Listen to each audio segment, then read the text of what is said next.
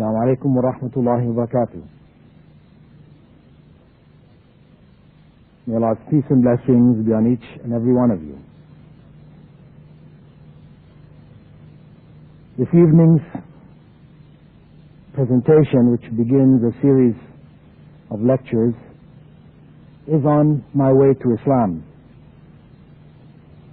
And I hope to share with you my personal experiences which led me to the religion of Islam, not so much as a historical account of events, but more so from the point of view that there are lessons that may be learned from those in the audience who are Muslims, who may learn from my experience how Islam may be distorted and how it should be presented.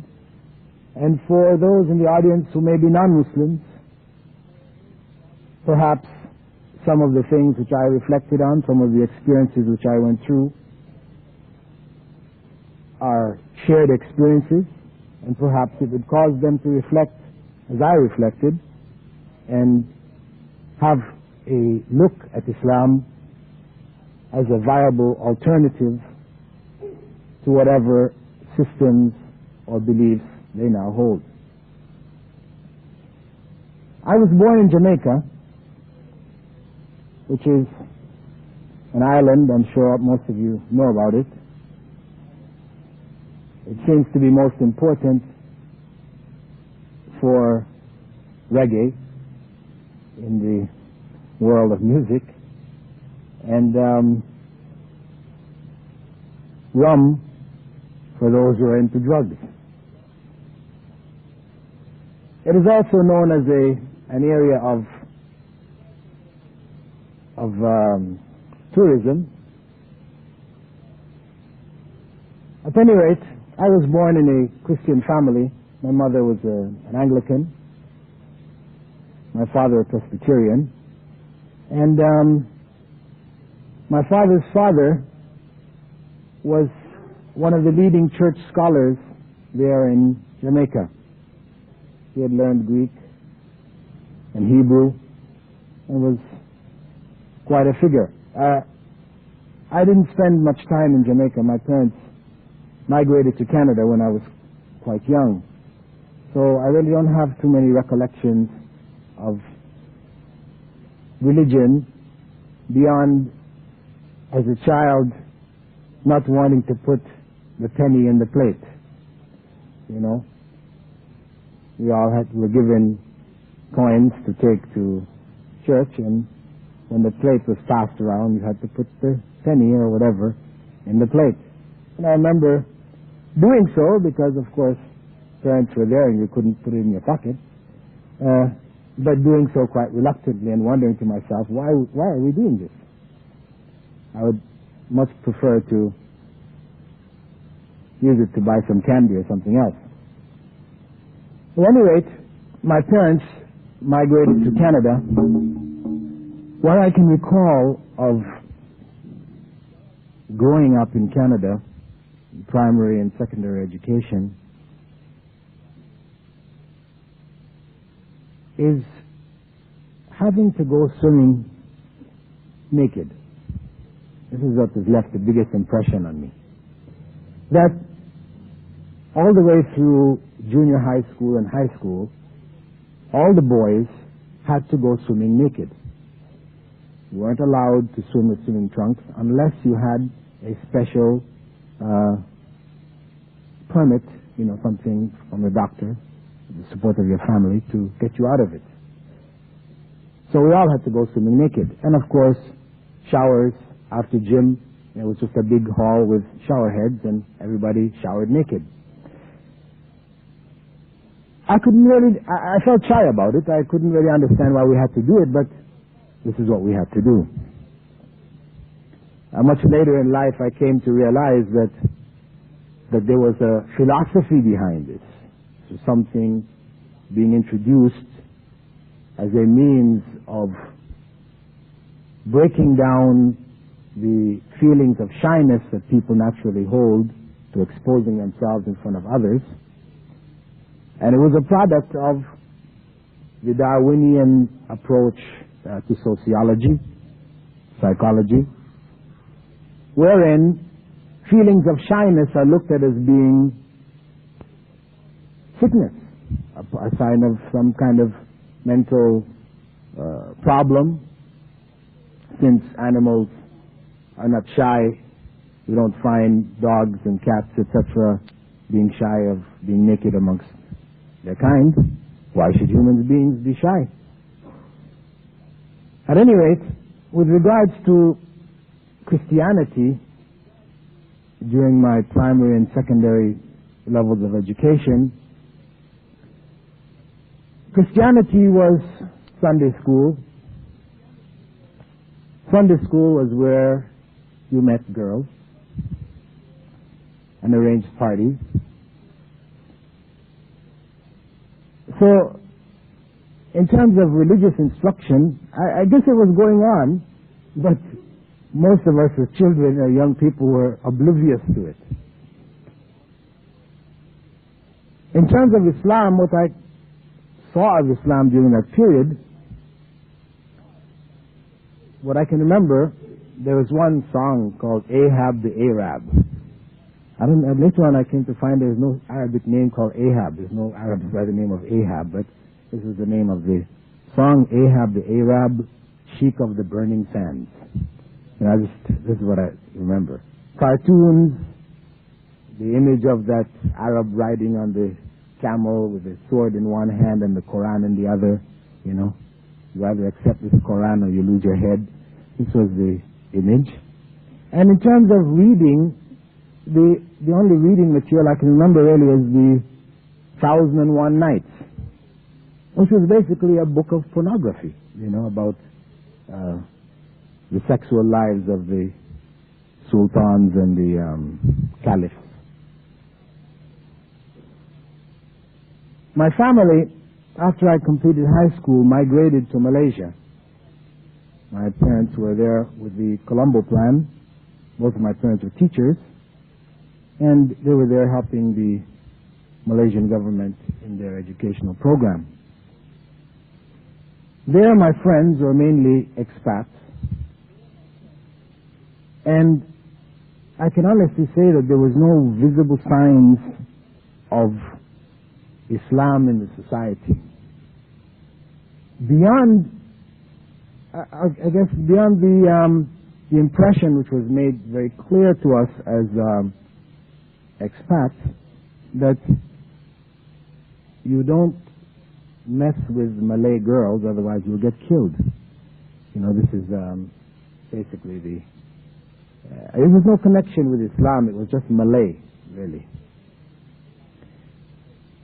I must say that later on, years later, after becoming a Muslim and making Hajj, and I remember seeing a number of people there in Mecca and in Medina wearing these white coverings, and these women, they looked like the same people I saw in Malaysia, but I'd never seen anybody like that, dressed like that. And I remember asking some of my friends there, you know, who are these people? They said they're from Malaysia. And I said, well, I never saw anybody like that. Well, they explained to me that in Malaysia, you know, the women didn't dress like that. Just as I saw them was how they dressed, you know, wearing the cultural garments that they wore. And they would carry their Islamic dress in a bag to the mosque if they went to the mosque, and then they would put it on when they went inside the mosque. So I never saw that garb because people didn't wear it openly in the society.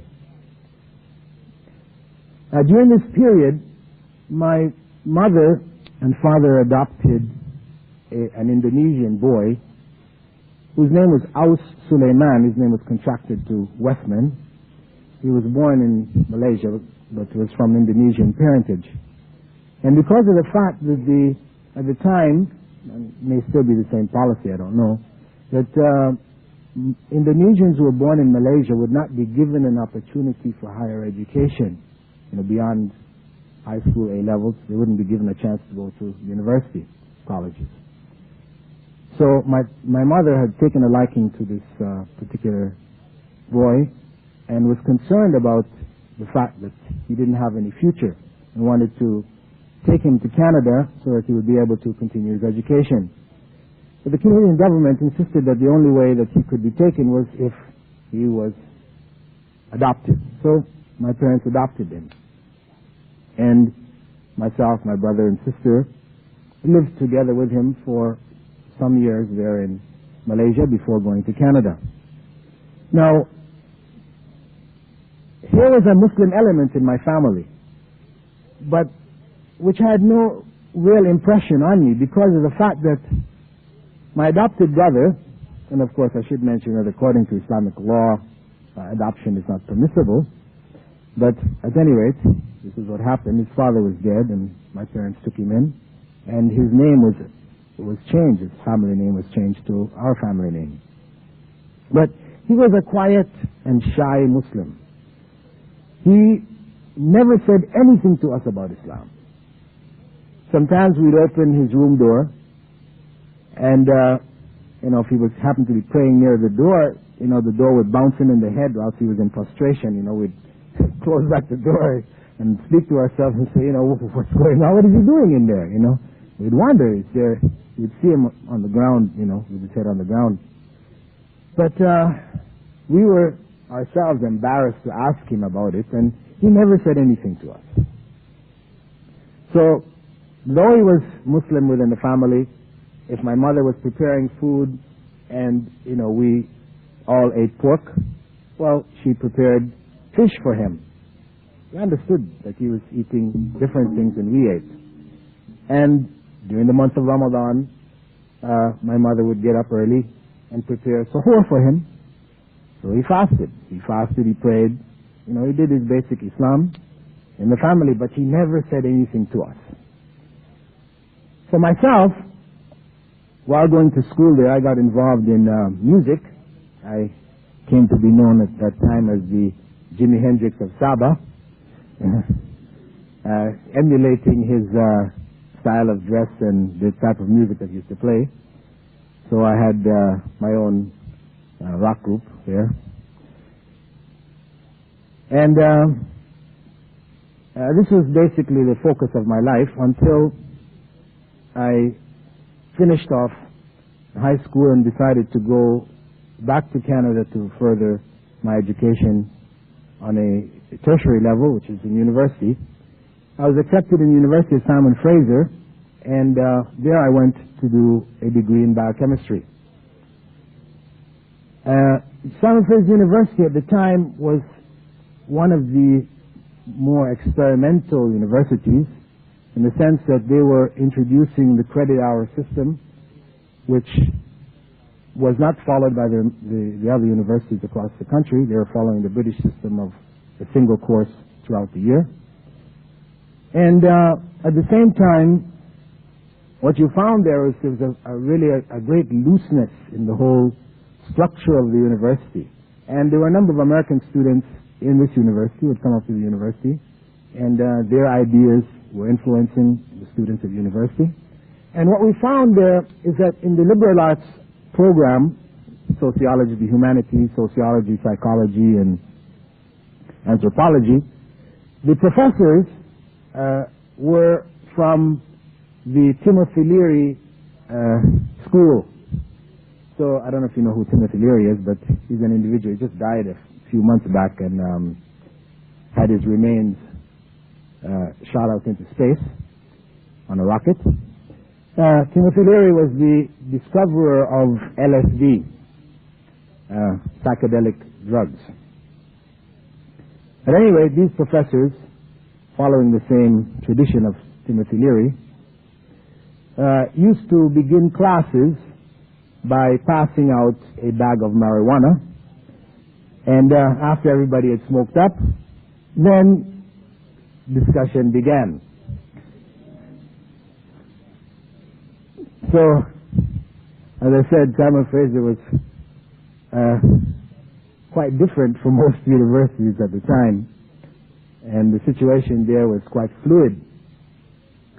The At the same time, what was going on was there was a subtle introduction of ideas of communism in the minds of the students, in these type of courses. I mean, though my major was biochemistry, we had to take these other courses as electives. And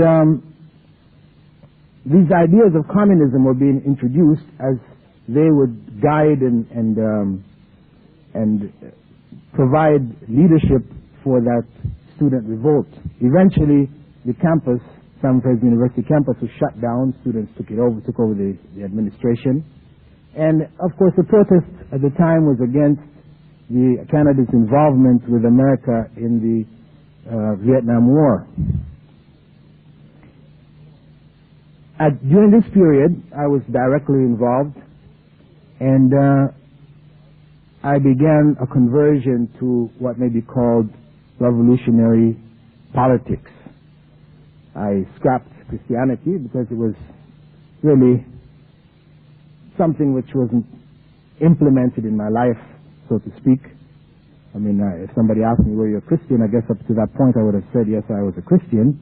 But what it meant to be a Christian, that was left to the individual's interpretation. And I guess that's basically the way it is for most people today who are Christians. During this period, I began to do a lot of reading in Marxist-Leninist literature, and I was exposed briefly to something of Islam through the autobiography of Malcolm X. However, it was read, his autobiography was read as a part of required reading. For you to be a solid revolutionary in those days, you had to read certain books. You just had to get through these books to be able to say, I read these books. So I read it amongst the books. I mean, there was some interesting information, probably regarding his early life, in terms of the type of racial injustices which existed in America, which awoken me more, along with other books of this type, to the oppression which existed in Western society, and made me more open to embrace the communist ideal of a just society. Communist banners of equality, justice, and fair distribution of wealth, etc., was very attractive at that time. So I converted to communism. I dropped out of school, finished off basically what was called an associate degree, 2 years in biochemistry, and from there I left Canada and went down to the States, because this was where revolutionary activities were taking place. I joined a group there in Los Angeles and San Francisco, known as the Solidarity Defense Committee, which was basically involved in gathering funds for a court case which was going on at the time for both the Soledad brothers as well as Angela Davis, because she was imprisoned at the time. What I noted, I had gone down there with a lot of ideals about communism and its implementation. What I noted was that there were a number of discrepancies in terms of the morality of the people involved. After one rally, where we had marched with placards and everything through the city, and there was a set of donations collected and taken back to the headquarters, I wanted to buy a pack of cigarettes. I didn't have any more money, and I said to the person who was there in the office, if they could lend me some money to buy a pack of cigarettes. They said, that's okay. They pulled open the drawer, and out of the donation box they gave me some money to buy cigarettes. I took it and went and bought the cigarettes, but something struck me. How could this be that we were gathering this money to help these people's legal cause, and then they so easily would take from this money to give me to buy cigarettes? And they told me, it's okay, we all get our basic things out of it. And I came to find out that, in fact, everybody's rent was being paid out of these funds. You know, people were buying cars for transportation. Parties were organized with these funds. You know, drugs and alcohol was bought with these funds. So, you know, it really bothered me. I continued with them, but this thing really struck at me and just left me really disheartened. And the final straw was at a major rally which was held in Los Angeles, where the leaders of the various organizations that were active at the time, the Black Panthers and others, got together, and everybody was just drunk at this, it was done at a big park, and people were just, you know, drunk out of their minds, you know, after a lot of talk, and then it was just a whole drunken scene. And to me, you know, though I won't say I wasn't involved in drugs at the time also, like everybody else, but, you know, it was something like, you don't do this when you're involved in party activities and things like this, you know, it was sort of supposed to be controlled. I mean, that's what people said. But the fact of the matter is that there was this just wide open lack of discipline amongst these people. And I felt inside myself that, you know, this was not going anywhere, really. I could see there was nowhere future in it. Probably one of the most popular books for standard reading at that time was a book called Soul on Ice. The person who wrote it, who was a member of the Black Panthers, he wrote this book which was basically about raping white women. Right? This is what the book was about, how many different white women he raped. And it was presented in such a way that, you know, people were looking at this as being, you know, his reaction to racism in America, and, you know, it was all justified. But I couldn't get over, when I was reading this, it just seemed to be a book of a serial rapist. I couldn't see that other side of it. But this was standard reading. After the rally in the park in Los Angeles, I decided to go back to Toronto and, you know, get involved there instead, you know, with the people who maybe I was more familiar with. I went back and joined an organization there called Black Youth Organization, which worked with the Black Students Union and University of Toronto campus. And, you know, being involved again, this was still an extension of communist politics with some element of nationalistic teachings, which is that we would focus on Black Canadians and try to elevate their consciousness towards the oppression which existed. But again, I found myself in a situation where it was mainly students and young people talking to young people. You know, we weren't really affecting anything in the society.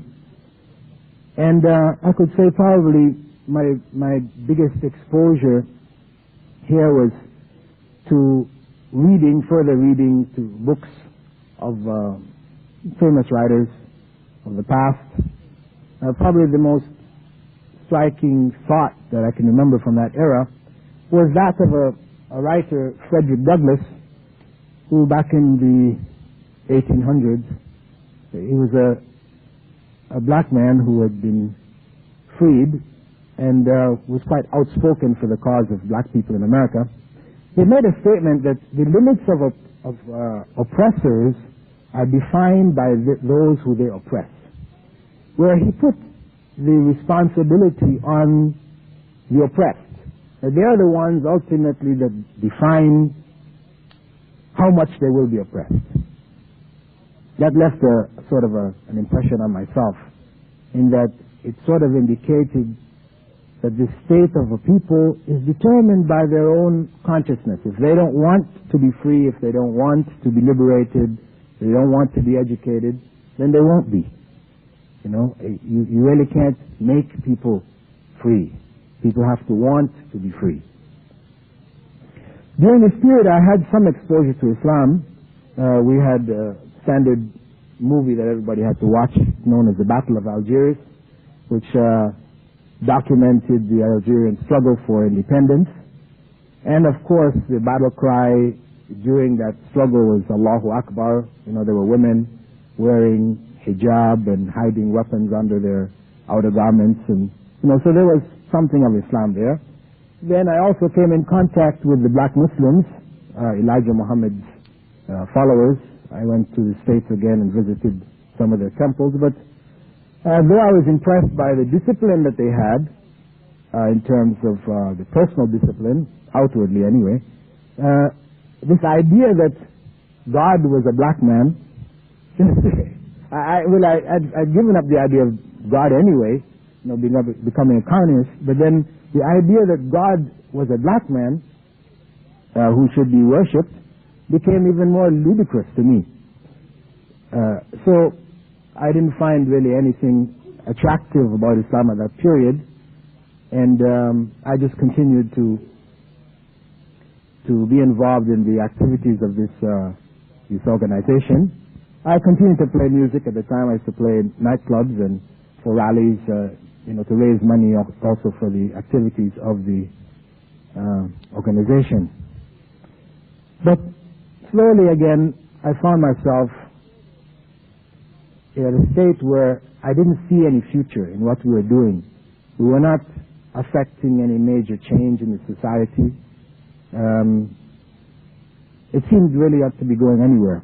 At this time, what struck me was a movement in South America. I think they were called the Tupamaros or something like this in Argentina. They were urban guerrillas. They had taken the struggle to the streets, fighting the government directly. And there were movements in the States like the SDS, Students for Democratic Society, who were taking that route also. So I thought it seemed like that's the only thing that was left. To be talking and rallying. This didn't seem to be going anywhere. The only thing left was now to take the battle to the streets. So I decided to apply to go and study urban guerrilla warfare in China. And I went to the Chinese embassy in Ottawa, because Canada maintained relations with China during this period.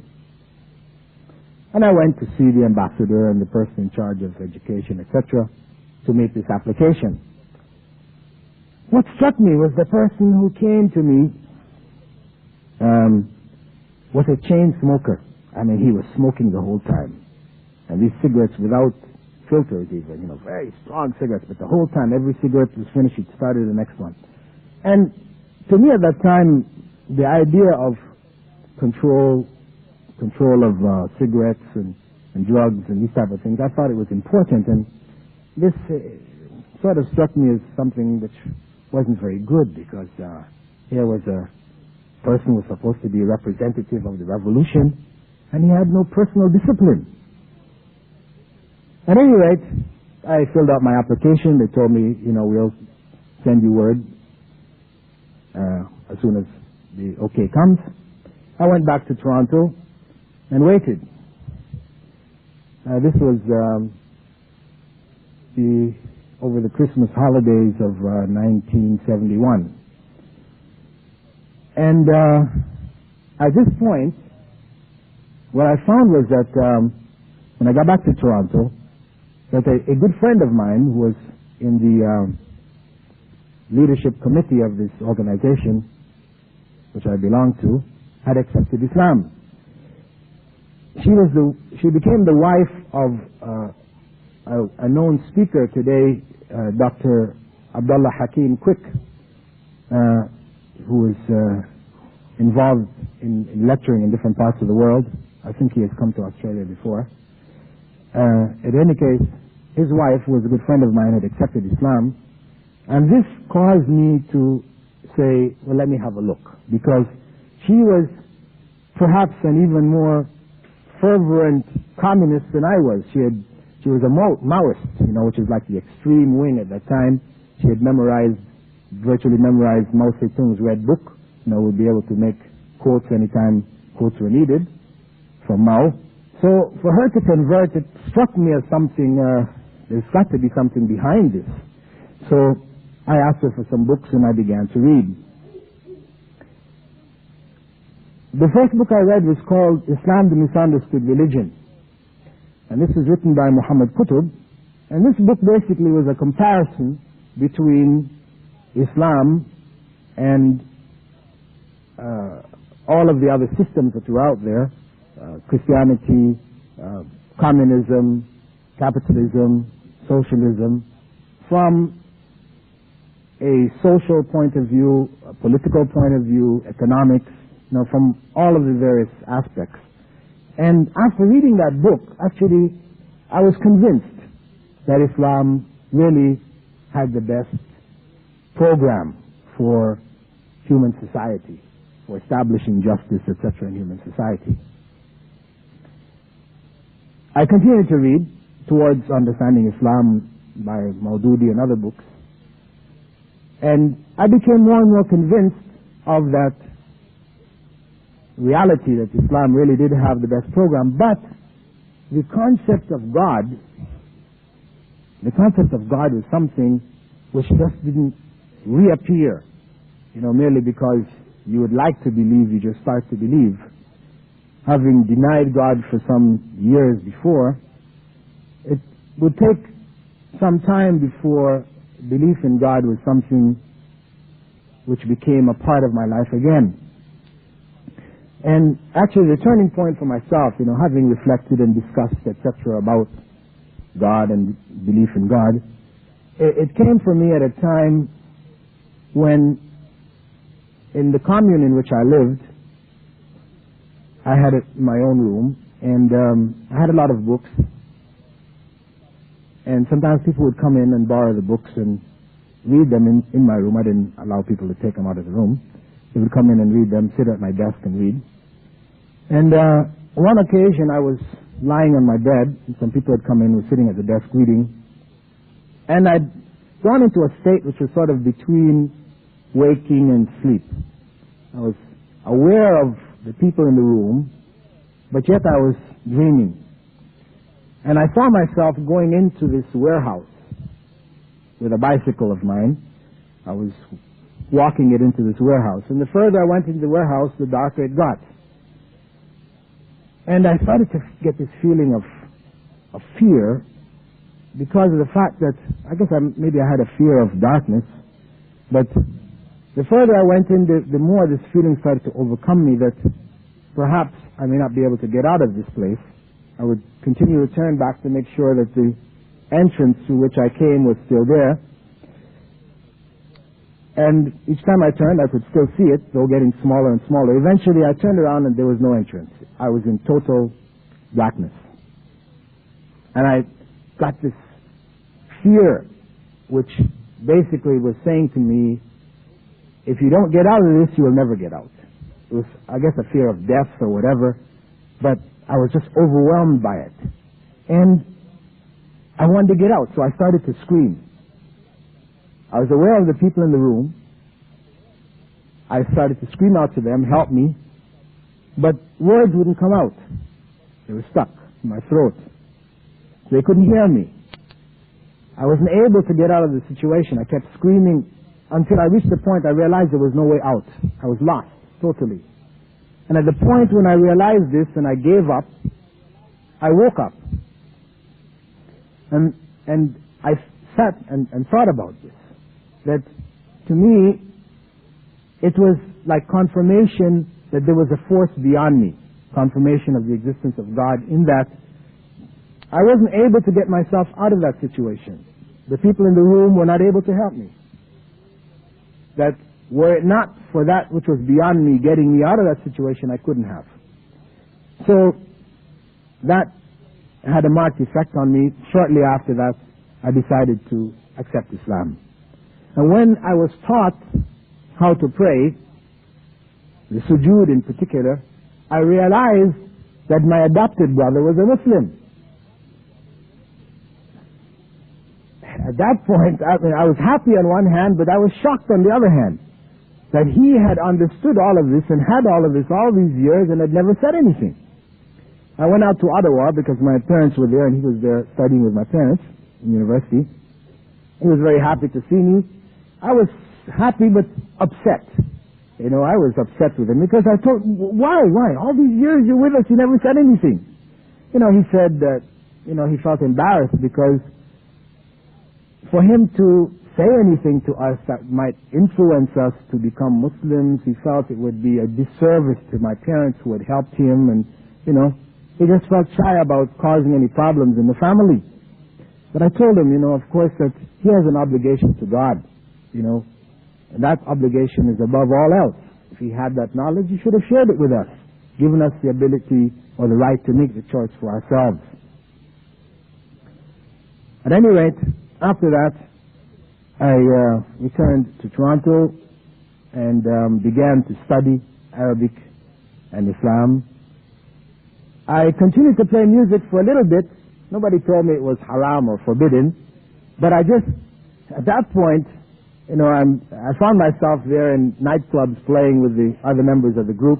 Everybody else in the group is high on drugs, and I'm playing into a club where everybody there is drunk, and it's like I was in another world. I was amongst them, but I was not a part of it, and the corruption that was there was so obvious to me. I felt myself out of place. I shouldn't be here. So, it wasn't too long after that I decided to just pack it in. I sold all my musical equipment, records, everything, and just, got out of it and started to focus on studying Islam. At this point, I traveled to England. I joined the Jamaat Tabligh because they were the most active Islamic group at the time. There was a particular individual known as Colonel Saab, or Colonel Ameenah Bilal from India, who was very, very vibrant personality, and he took a group of us to England for the first major ijtima there called the Sheffield Ijtima. And I spent about 3 months in England with the Jamaat Tabligh. I was going there for 7 days. This was initially what my commitment was, 7 days. But, they have a way that they make you make sacrifices that you don't necessarily want to make at the time. So I ended up being there for almost 3 months. And I was married. Actually, I was married about 3 weeks before I went off on this 7-day trip. And, they would, in the gatherings, they would, point me out and say, look at this brother. Look at the sacrifice that he made. He just got married. He's out with us, and he's spending this time, and he's going to spend even more time. And of course, after saying that, I was obliged to spend, another couple of weeks, till eventually it became 3 months. My wife was writing me frantic letters, if you don't come back. Finally, I managed to extricate myself and get back before my marriage was destroyed. At any rate, that was a learning experience for me. I've gone there with the intention of increasing my knowledge about Islam. Alhamdulillah, Colonel Amir Deen taught me tajweed, proper recitation of the Qur'an. And I had been told there that in England, in the many mosques that they had in England, there were scholars in each mosque there who you could learn with. So wherever I went, whenever we stopped at any of the mosques, I would sit under the scholar there and take my notes, asking questions, etc. And I came back, and when I came back to Canada, I announced to my wife that we are now Hanafis. She said, what is a Hanafi? Well, I explained to her that, we are Hanafis, because the Jamaat was teaching that, of course, you had to follow a madhab. You had to follow one of these schools of Islamic law. And though they were all the same, somebody will come along and tell you, well, the greatest Imam was Imam Abu Hanifa. He was the first. Most Muslims are Hanafis. So then, we're all Hanafis. So, that's the best thing to be. So then I became a Hanafi and informed my wife that she should be a Hanafi also. Whilst I was there, I also learned the prayer for women, because the Hanafis teach a separate form of prayer for women. So it's a quite a tricky form of prayer. I don't know if there are any Hanafis in the audience here, but if you ever if a woman has to learn how to pray, if she hasn't learned how to pray the Hanafi way, for women, special prayer, it's quite tricky. It involves a certain, gymnastic ability to some degree. And at any case, I learned it so I could teach it to my wife, and I taught it to her. And after that, we moved and we're living next to the masjid in the house of a brother. We had rented an apartment. And his brother Mahmoud Khayal, who was originally from Egypt. His father had been a scholar in Egypt and was part of the Ikhwan movement, one of the students of Hassan al-Banna. And I started to learn Arabic from him and fiqh. We started to look at the books and he was explaining to me different things. And then I started to find these discrepancies between what I was now learning and what I had learned when I had gone on Jamaat Tabligh. Of course, he was from the Shafi'i school of thought, and he explained that this is the Shafi'i position and here's the evidence for it, etc. And I started to see these differences which led me to believe that I needed to go and learn Arabic thoroughly and study Islamic law from the sources myself. So I applied to go and study in Saudi Arabia to University of Medina, and I was accepted there and began to study. I completed a BA in Usul al-Din, or Islamic Studies, and following that I went to Riyadh and did a master's in Islamic Theology. When I went to Riyadh, my parents actually were there before me. They were there teaching, because after having left Malaysia, they came back after I left, came back to Canada. From there they went to Nigeria, to northern Nigeria, where they taught for some years. They went to Yemen after that, and then they came out to Riyadh and began teaching there at a school called the Minaret Schools. And I was invited whilst doing my master's to start teaching their Islamic studies.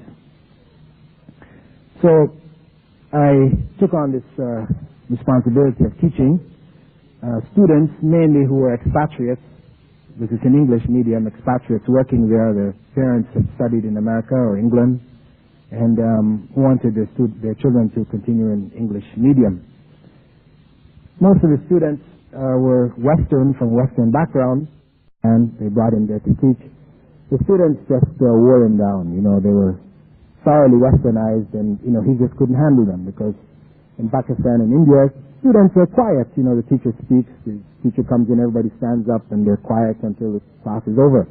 Whereas people in America, they've learned this there's a sort of rebellious kind of attitude amongst the students. They like to talk in class, and if they find a teacher is weak and doesn't have a strong personality, then they'll just chase them out of the classroom, either by throwing spitballs at them or whatever. At any case, this individual, he didn't last more than half a term. He packed his bags and left, so they asked me to step in.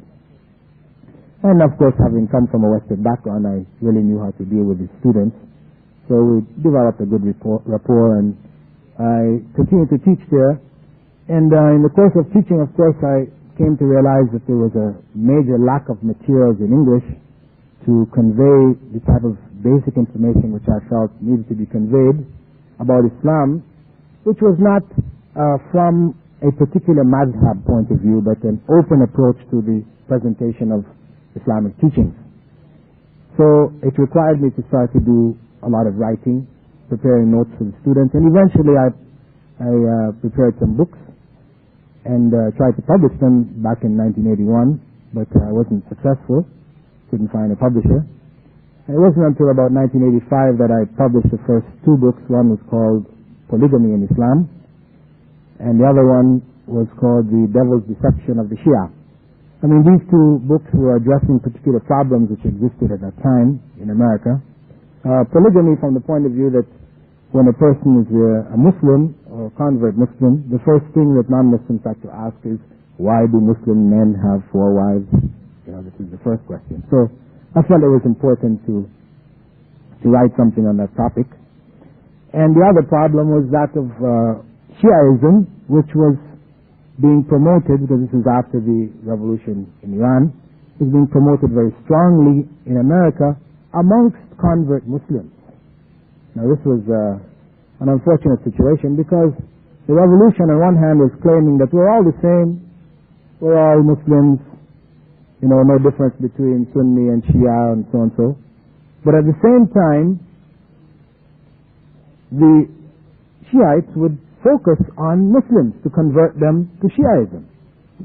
So it seemed to me to be definitely a devious approach, because on one hand they were saying there was no difference, but on the other hand they were trying to convert ignorant Muslims to Shiaism, as opposed to going to non-Muslims and clarifying for them what Islam was. During this period, I also began to, once I finished my master's at Imam Ibn Saud University, or King Saud University, I began to a PhD in University of Wales. And the focus of my PhD was that of exorcism in Islam. A lot of people were asking me, why exorcism? Could you find anything else to write about? Now, for me, I began this study of exorcism, which involved, traveling to different parts of the Muslim world and investigating, because it was something which was out there, which, though I had studied all the way up to a master's level, I really didn't get a clear picture as to what was involved, what is the rights and the wrong with regards to exorcism. So I decided to make that my focus for the PhD, and at the same time I felt I wanted to utilize it as a means to provide in the Orientalist circles material which was authentic on the spirit world of Islam, the human spirit, the world of the jinn, the world of the angels, because this would become a major part of the thesis. Because anybody researching today the spirit world in Islam, what they find is the writings of Orientalists in which they have gathered the folk tales and myths of Muslim peoples from all around the world, and they've presented this as being the Islamic view of the spirit world. But in fact it's a lot of confusion, and anybody studying it would come out thinking that Islam has got a very confused concept of the spirit world. So I felt that this thesis would also provide this foundation. Now, whilst doing the PhD, the Gulf War came up. And prior to the Gulf War, I was invited out to the base in Bahrain. So it was the Saudi Arabian Cultural Information Tent. There we provided information about Saudi Arabian culture, which of course, much of which is from Islam. So it meant explaining things about Islam. And we took the troops into the city. We helped them purchase things. We showed them different aspects of Islamic society. We took them into mosques, etc. And in the course of 6 months, before they were all processed out of the country, alhamdulillah, more than 3,000 of them had accepted Islam. And following that, I joined the Saudi Arabian Air Force headquarters in Riyadh in the Islamic Affairs Department, and continued to do work amongst the American military people who were in the country. And I went to the United States with the American military and helped them set up an organization known as the Muslim Members of the Military, which established places of worship and little libraries in all of the major bases, American bases across the world. And the whole momentum for Islam within the military picked up to such a point that within 2 years after that, the first Muslim chaplain was designated for the military, the army, and then a Muslim chaplain from the Navy, and now they're looking for one from the Air Force.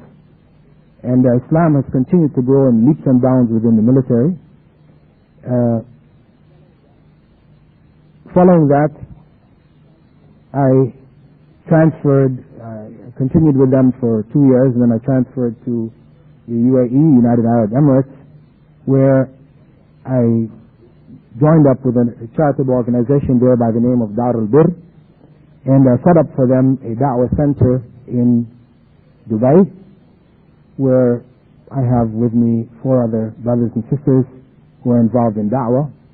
And alhamdulillah, it has been quite successful. We have an average of about a person daily accepting Islam, most of which are from the Philippines, but we have a large number also from India, from Hindu and Christian backgrounds, as well as Americans, because American ships, Navy ships come through there.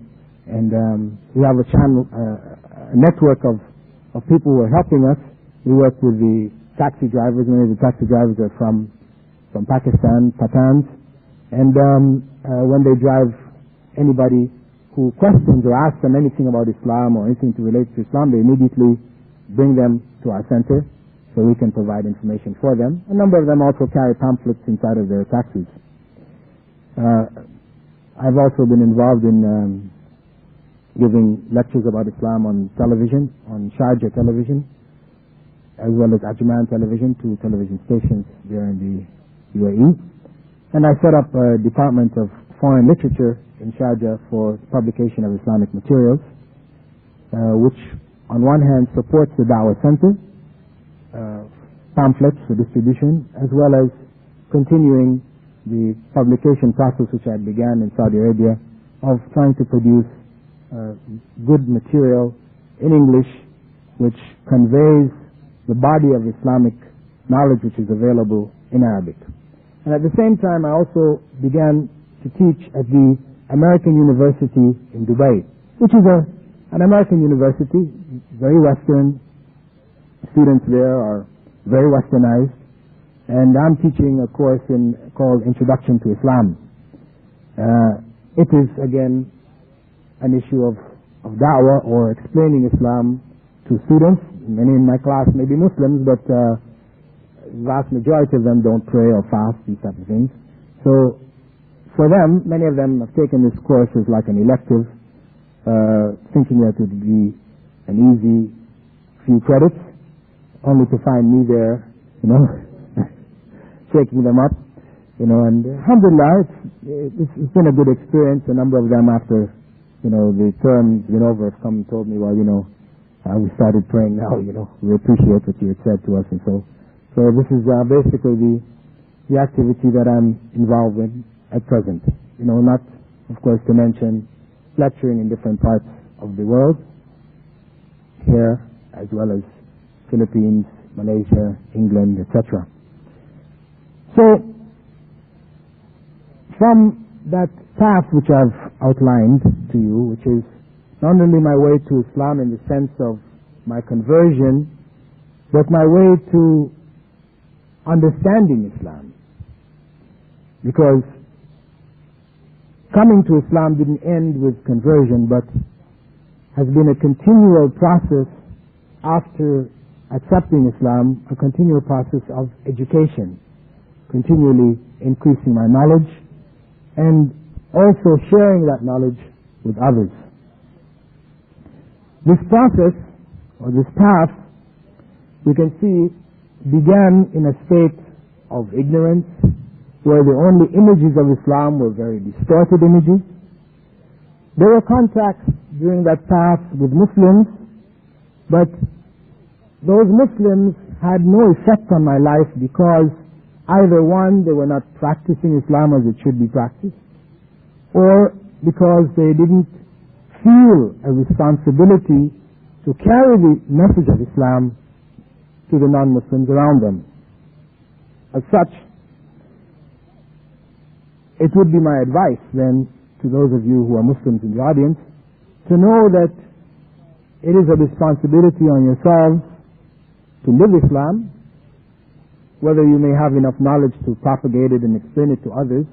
At least by living Islam, by being examples of Islam, you may give others who are non-Muslims an opportunity of being exposed to Islam, whether it's in a work situation, whether it's at school, with your neighbors or whatever.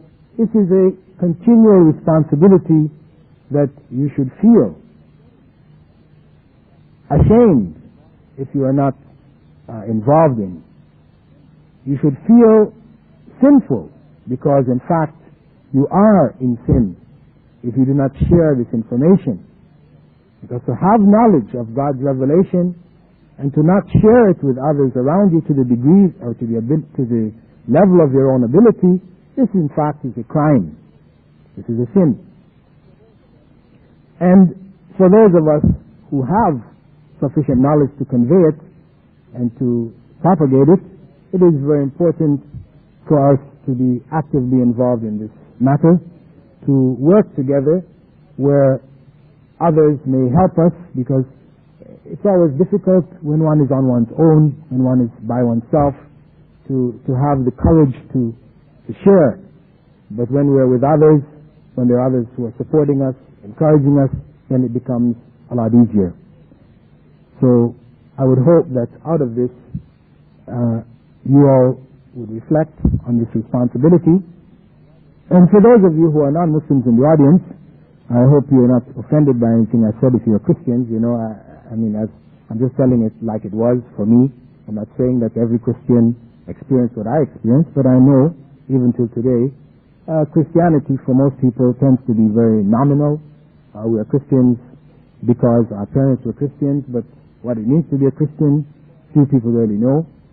And as such, I would invite you to look at the teachings of Islam and see what it has to offer, because Islam in no uncertain terms represents the way of life which Prophet Jesus himself brought, but which became distorted and diluted to the point where it has very little effect on the lives of Christians today.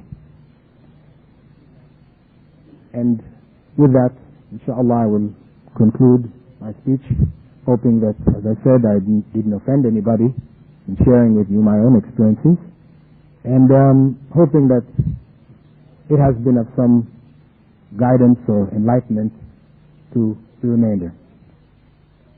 Alhamdulillah, wassalatu wassalam ala Rasulillah. All praises due to Allah, and may Allah's peace and blessings be on the last messenger of Allah. What effects did Islam have upon your parents and family? Can you tell us whether your family members converted to Islam or not? What happened with regards to my immediate family is that my parents accepted Islam in 1994. That is 3 years ago. They accepted Islam, and I accepted Islam in 1972. So what we're talking about is 22 years. And so this is like advice also to those who may have accepted Islam also and trying with their parents and feel very frustrated, that parents are not responding, that one has to be patient. When they're ready, then they will accept Islam. If it is that they want the truth for themselves, to live according to that truth, our duty is only to convey that message to them and to ask God to open their hearts. And we have to be patient. We have to show them not only in our words what Islam is, but we also have to show them, more importantly, in our deeds.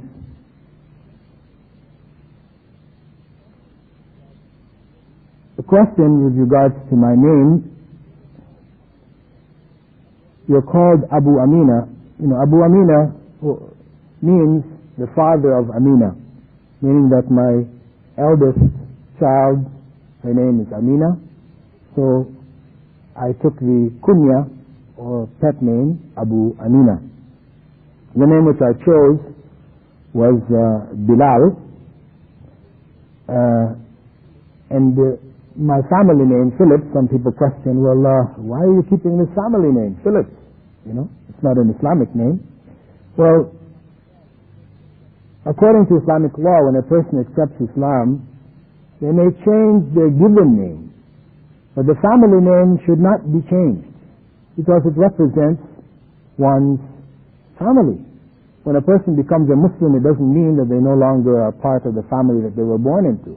They're no longer the son or daughter of their parents. So it is not permissible that the family name be changed. regardless of what that family name is. We know when we speak of Prophet Muhammad, may God's peace and blessings be upon him, we refer to his grandfather, Abdul Muttalib, which means the slave or worshipper or servant of Al-Muttalib, an individual Al-Muttalib, which is, as a Muslim, an unacceptable name. One may not choose this name. To call oneself Abdul Muttalib is a forbidden name. But if that's the name of one's parent, then we are not allowed to change that name. My name prior to Islam was Dennis, and this name I could not keep. There are some non-Islamic names or non-Arabic names which a person may have. John, for example, it's not it doesn't have any bad meaning, so one can keep a name like this, or Mary, or other names from which may be found in the Bible, or whose meaning is not bad. One is not required to change even the given name. But where the name has a bad meaning, for example, for women, the name Diana, for example. Diana is the goddess of love in Greek, Roman mythology. So for a Muslim to have this name, it's not acceptable. Similarly, Dennis comes from Dionysius. Dionysius is one of the Greek gods of party. So it's not an acceptable name, so I changed this name. But, I remain Bilal, the son of Bradley Phillips. My father's name is Bradley Phillips, and so my name has remained as such. Now, with regards to the rest of members of my family, my brother and sister were non-Muslims. Neither have accepted Islam. However, the other two members of the group that I was in Sabah, so many years back, I came to find out last year when I went to Sabah that both of them also accepted Islam. They had accepted Islam on their own. One of them had come to Australia and accepted Islam here in Australia, and the other one had accepted Islam there in Sabah. So last year was quite a nice reunion for me with my old friends. Actually, what happened was I was giving lectures in Abu Dhabi, in UAE, and one of the people who attended the lectures there had gotten some of my books and took them back to Sabah. He was from Sabah.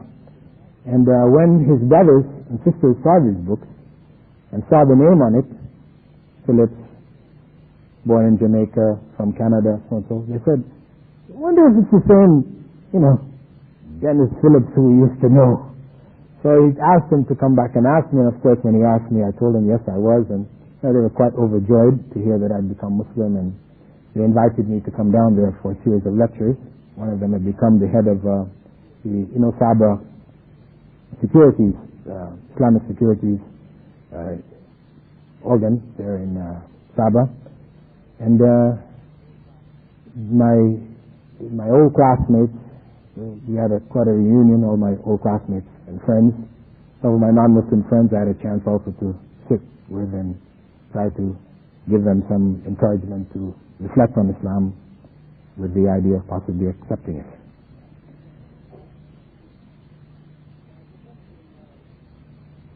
There's a question regarding my acceptance of Islam. One person questioned the issue of using the term convert to Islam. I know there is something of a debate about whether we should say revert or convert.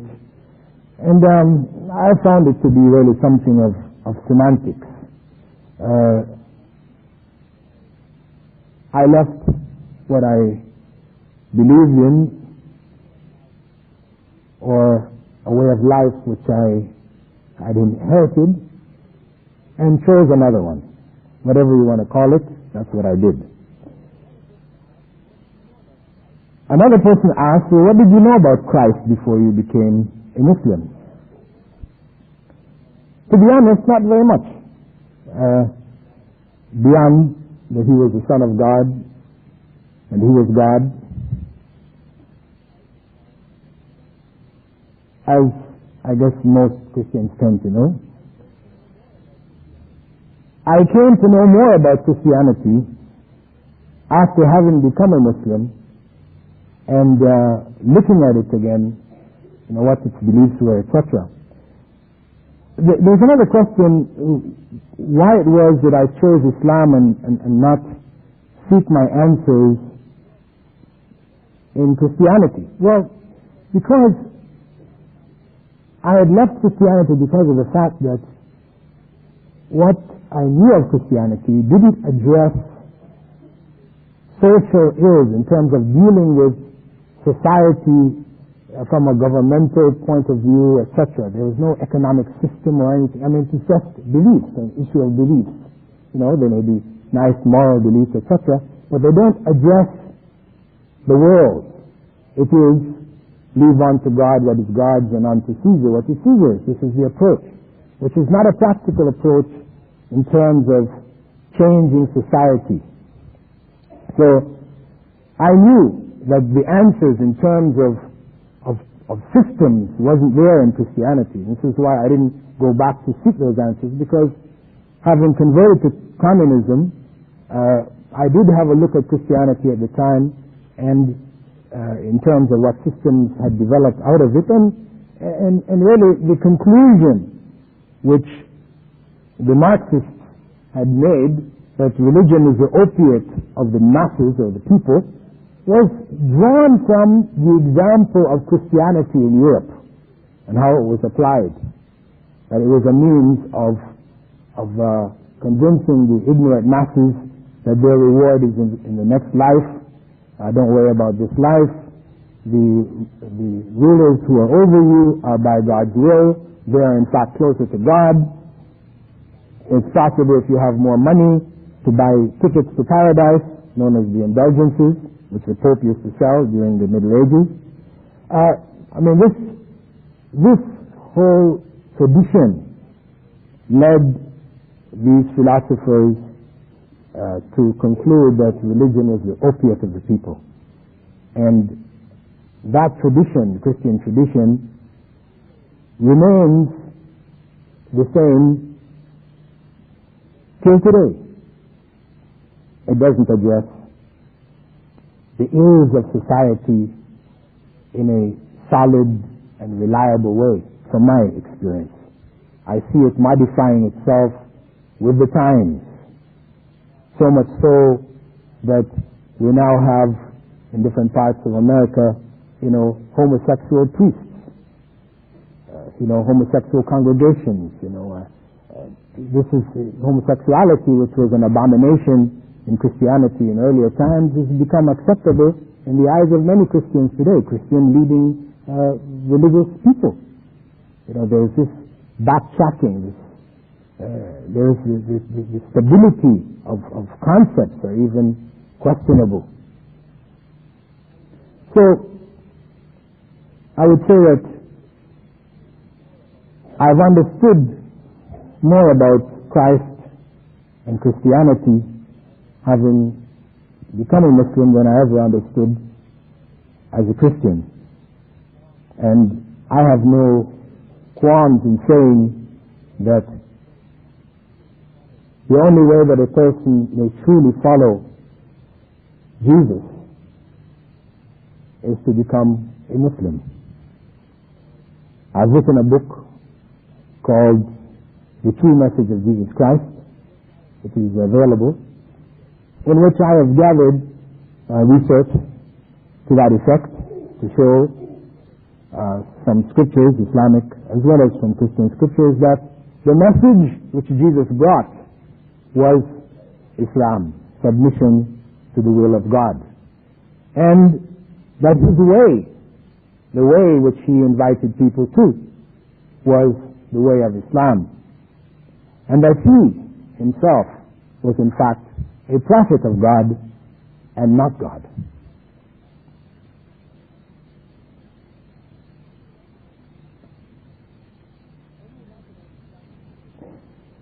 What do you like about Islam in simple terms? The completeness. That It is a total system. It is a way of life which governs all aspects of my life. It provides guidance for me in a world of darkness. Prior to Islam, I know I was stumbling about, not knowing which way I was going, just whatever came up, I checked this out, checked that out, stumbling, bumbling, back and forth.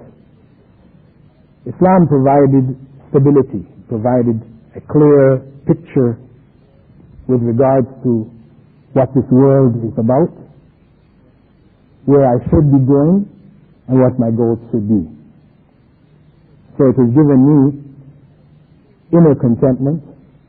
I don't feel at ease that I still have to go and find. No. I feel that I've found the truth, and I really have no doubt about it. I tried to study it as deeply as I could, not merely accepting it and just going along with what everybody said, but having studied it academically. I really, as I said, have no doubts about the fact that Islam is the way of life which God has prescribed for human beings. The question regarding the soldiers as to why so many of them accepted Islam, the fact is that there are many reasons. Some of it was that they were exposed to Islamic society or Muslim society, which, though it has its weaknesses, no one saying that Saudi Arabia is the ideal Muslim society. It may be quite far from it, but there are strong elements of Islam there in the society, and this had an effect on a number of the soldiers. Some of it may be from the very customs of the people. I know a number of them told me that when they were out on the desert in maneuvers, with their full battle gear and everything, they would be out on the desert and they would come across a tent with a few camels, an individual Bedouin out there on the desert. And the first reaction they expected was that this person would run in horror from them. They were all geared down with all their stuff. But they found instead that the individual would beckon to them to come over. Come and sit down. And they would come up, sit down. You couldn't distinguish the men from the women. Everybody's all geared down. And he would strike up the fire and put on some tea, offer them some dates. Of course, he couldn't speak any English. They couldn't speak any Arabic. He would just smile and offer them and so on. Amazed, here's, it's just, I know a number of them said this to me. It just struck them, this generosity and kindness that was there, which they said that they never experienced. Having been in a number of other parts of the world, in Korea, in Japan, in Europe, different places that they were stationed, they never found this kind of friendliness and openness, amongst the people. So I know this really struck them, a number of them. Others had been exposed to Islam in one way or another in American society. They had a lot of distortions, and so we had open sessions where people could ask any questions they wanted to, and so a lot of clarification was there, which helped to let them understand what Islam really was. There were some who were impressed by the security which was there in the society. They used to come into town late at night when they were off duty, 1 o'clock in the morning, and they could walk around without a sense of fear that they're going to be attacked, somebody's going to rob them, whatever. And this had an impression on a number of them. Back in America, they know they could never do this. They walk around at that type of night, wearing any kind of jewelry or anything like this, would be putting oneself in a life-threatening circumstance. For others, there was the execution. I know some people might say, it's horrible, because people were being executed, the public executions that take place there. The crime is read out, and people observe somebody's head being cut off. For some people, that was something which made them want to question, want to understand more about Islam. This sort of direct justice, where a person kills somebody and they're executed, finished. They don't languish in jail for many, many years. People's taxes having to pay for them, provide them with television, comfortable living for 30, 40, 50 years. But this idea of the eye for the eye made sense to them, and it attracted them. For a number, it was the issues concerning women.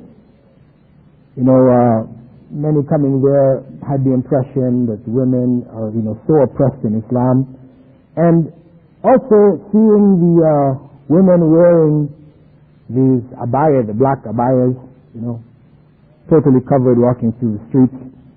The troops had developed a title for them, as you have UFOs, unidentified flying objects. They call them the UBOs, right? The unidentified black objects, So, they were curious as to, what was behind all of this. So, for a number of the women, they were taken into Saudi homes and they got to meet Saudi women and discuss with them. They were educated, could speak with them, etc. And they came to understand that Islam's position was one of protection as opposed to one of oppression. For some, it was the issues of prayer and how the prayer was. That when the time for prayer came, the stores all closed and people went to prayer. A number of them had been told that the mosques were off limits, they shouldn't, go near them. But, we invited them to come to the mosque. We took them in, let them go and see what's inside the mosque, because by telling them it was off limits, it sort of left it as a big question mark in their minds, what goes on inside there. So it was quite impressive for a number of them to come in and see it was such a simple kind of atmosphere. There were not a whole bunch of pictures and statues and things like this, but just a carpet, and they saw how the prayer was, etc. And this had an impression on a number of people who were there. For some people it was an issue of religious discussion. Although in our main tent we didn't really entertain that much in the way of direct religious discussion. If the topic was light, we would give light clarifications. But if it got really heavy, people wanted to get into Bible verses and all this type of things. We had a second tent, which was next to our main tent. The main tent was quite large, about 200 used to come in at a time, and we'd have these open discussions. So we had this separate tent. When the people decide that they want to get into this deep, theological debate, we tell them, okay, listen, this is a light discussion. If you really want to get into deep theology, then we have the other tent. You can go over into this other tent. So when they went into the other tent, they were greeted by this Sri Lankan brother, very tall, imposing brother with a big beard and usually wears sunglasses. He looks like a holy man. He has that holy man look about him. He had originally come to Saudi Arabia, as a Christian missionary, having studied, and in a seminar, and having understood that the last frontier were the Muslims, right, and particularly the Arab Muslims, and particularly in the Gulf, in Saudi Arabia, because this is a place where just absolutely no conversions. So he was, one of these kind of pioneering kind of souls. He felt, this is where I'm going. So he got a job as an accountant, because he'd been trained accountant, but his real role there was missionary work amongst the Arabs.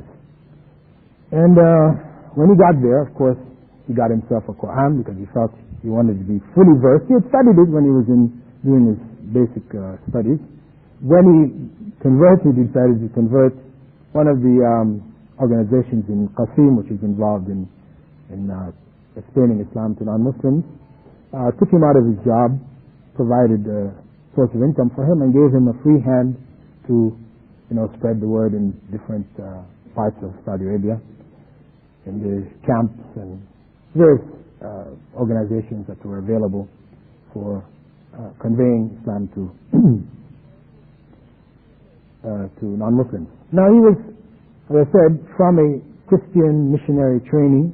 He had a good, thorough knowledge of the Bible, and as such, he had the kind of background to deal with the issues that these people were bringing.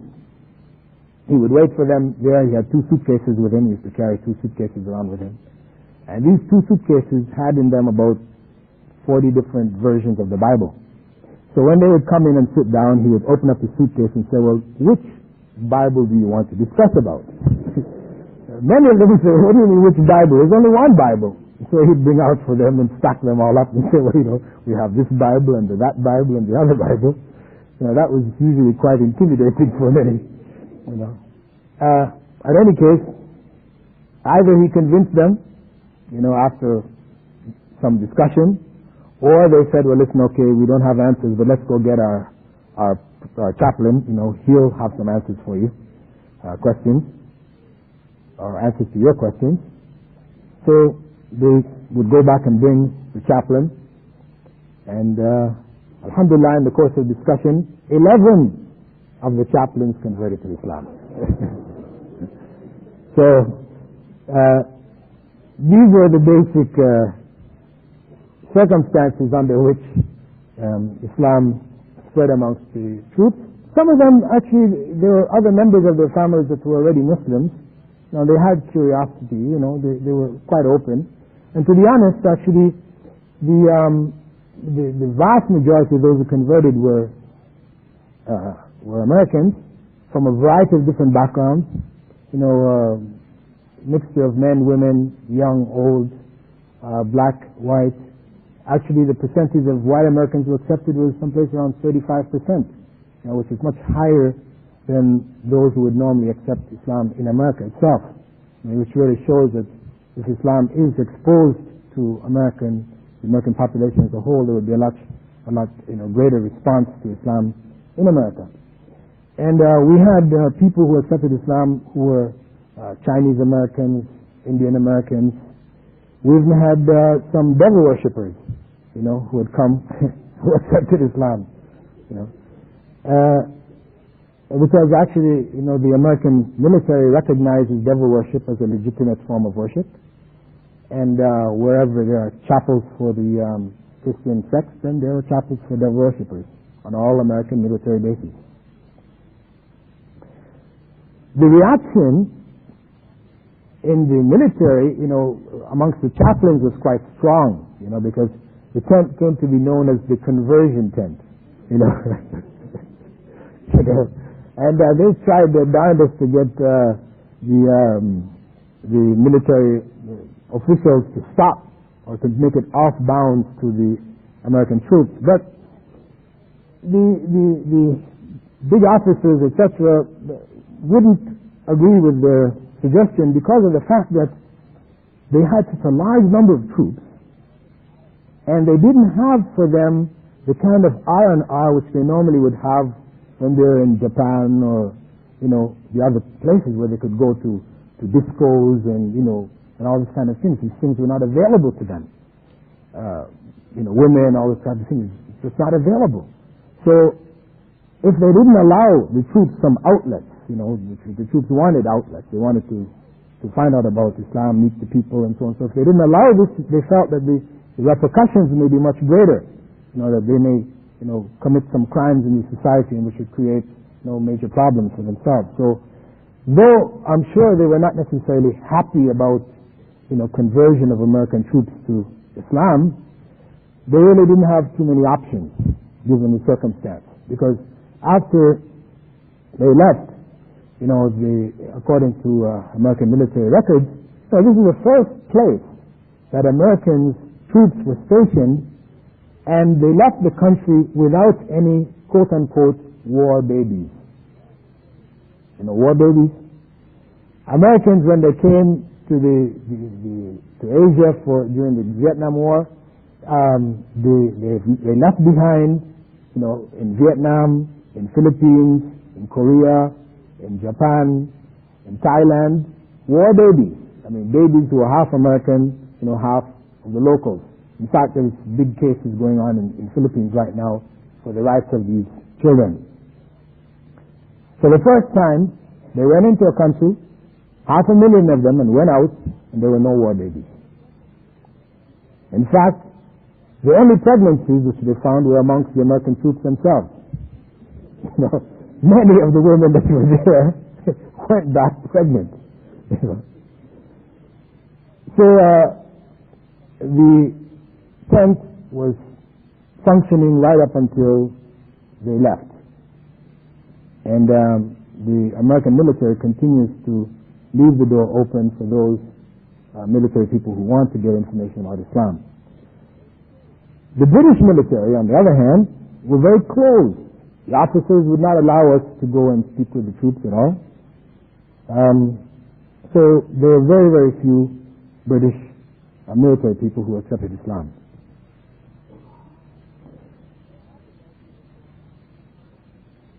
What happened also is that Hajj and Umrah was arranged for those who came. A number of troops were taken down to Mecca for Hajj and Umrah, and a system whereby American military transportation is provided for American troops in different parts of the world. They are flown into Bahrain, and from there the Saudi military have arranged for them to go yearly for Hajj. This is an ongoing process since that time. Some questions concerning school of thought, because I mentioned during the course of the lecture that initially I announced that I was a Hanafi. One person asked me, are you still a Hanafi? Or do you follow any madhab, I guess, huh? And what did you find in your research about the different schools of thought in Islam? To which school of thought do you belong and why? Well, I consider myself a follower of all of the major schools of thought. The major school of thought meaning the school of Abu Hanifa, of Malik, of Shafi'i, and Ahmad ibn Hanbal, the major scholars after whom the schools were named. I take benefit from the efforts that they have made, and wherever the authentic evidence supports their positions, that's what I follow. And this is the position held by themselves. Both Abu Hanifa and Shafi'i were both quoted as saying, إِذَا صَحَّ الْحَدِيث فَهُوَ مَذْهَبِي, that if you find the authentic tradition from the Prophet sallallahu alaihi wasallam, may God's peace and blessing be upon him, this in fact is their madhab or school of thought. Follow all of the schools without giving any precedence to one over the other, except with regards to where the evidence is. سبحانك اللهم وبحمدك نشهد أن لا إله إلا أنت نستغفرك ونتوب إليك. السلام عليكم ورحمة الله وبركاته.